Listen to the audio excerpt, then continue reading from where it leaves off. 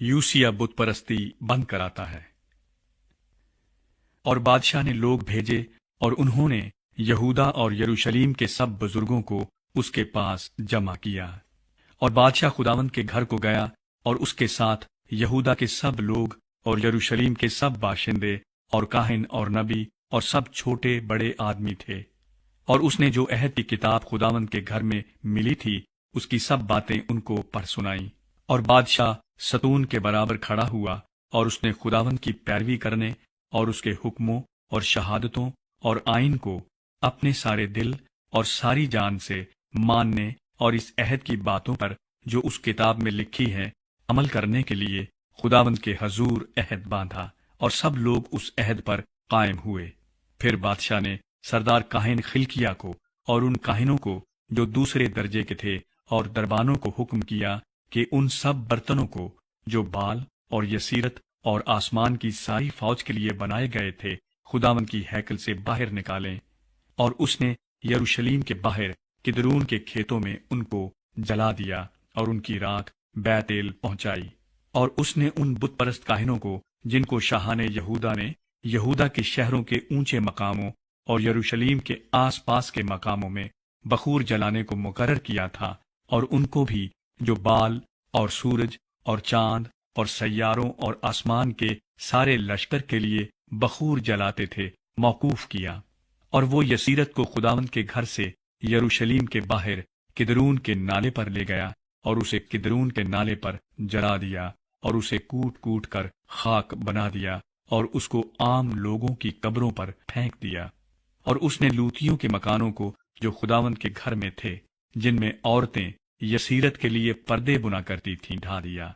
اور اس نے یہودا کے شہروں سے سب کاہنوں کو لا کر جبا سے بیر سبا تک ان سب اونچے مقاموں میں جہاں کاہنوں نے بخور جلایا تھا نجاست ڈلوائی۔ اور اس نے پھاٹکوں کے ان اونچے مقاموں کو جو شہر کے ناظم یشو کے پھاٹک کے مدخل یعنی شہر کے پھاٹک کے بائیں ہاتھ کو تھے گرا دیا۔ تو بھی اونچے مقاموں کے کاہن یروشلیم میں خداوند کے مذبح کے پاس نہ آئے، لیکن وہ اپنے بھائیوں کے ساتھ بے خمیری روٹی کھا لیتے تھے۔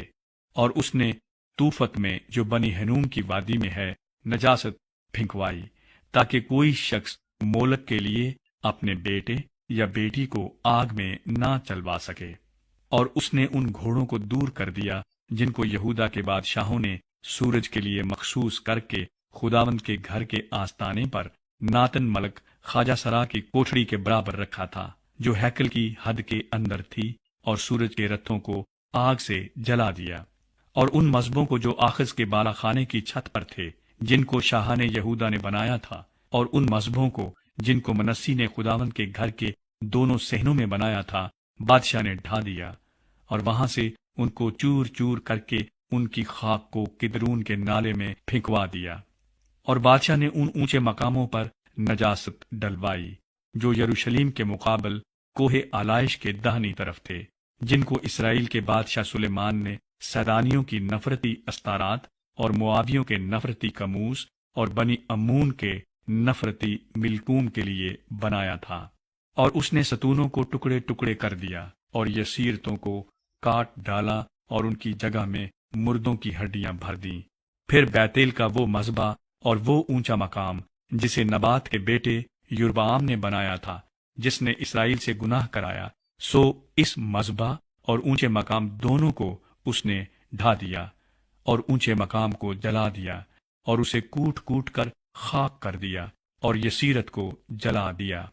اور جب یوسیہ مڑا تو اس نے ان قبروں کو دیکھا جو وہاں اس پہاڑ پر تھیں، سو اس نے لوگ بھیج کر ان قبروں میں سے ہڈیاں نکلوائیں اور ان کو اس مذبح پر جلا کر اسے ناپاک کیا۔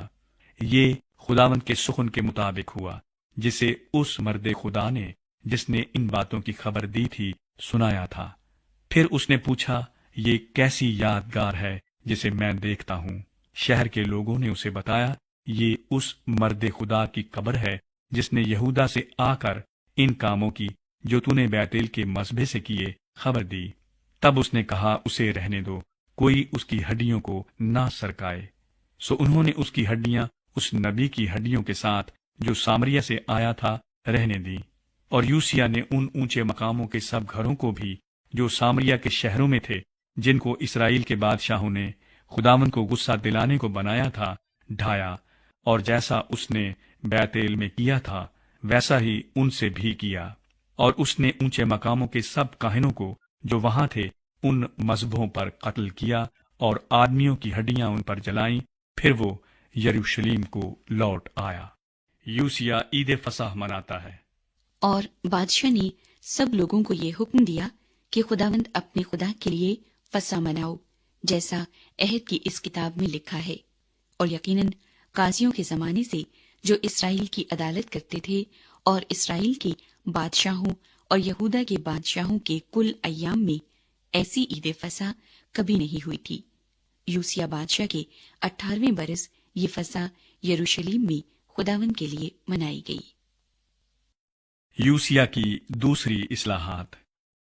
ماں سوا اس کے یوسیہ نے جنات کے یاروں اور جادوگروں اور مورتوں اور بتوں اور سب نفرتی چیزوں کو جو ملک یہودا اور یروشلم میں نظر آئیں دور کر دیا، تاکہ وہ شریعت کی ان باتوں کو پورا کرے جو اس کتاب میں لکھی تھیں، جو خلقیہ کاہن کو خداوند کے گھر میں ملی تھی، اور اس سے پہلے کوئی بادشاہ اس کی مانند نہیں ہوا تھا، جو اپنے سارے دل اور اپنی ساری جان اور اپنے سارے زور سے موسیٰ کی ساری شریعت کے مطابق خداوند کی طرف رجوع لایا ہو، اور نہ اس کے بعد کوئی اس کی مانند برپا ہوا، باوجود اس کے منسی کی سب بدکاریوں کی وجہ سے جن سے اس نے خداوند کو غصہ دلایا تھا۔